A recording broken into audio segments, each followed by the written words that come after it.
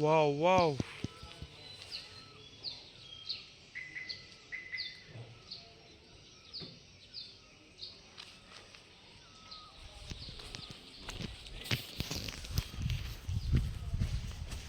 যেদিকেই তাকাই সেদিকেই ও।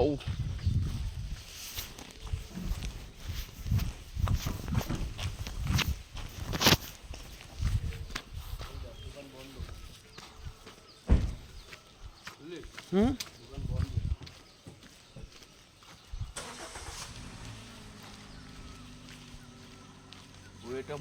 যেদিকেই তাকাই সেদিকেই ও।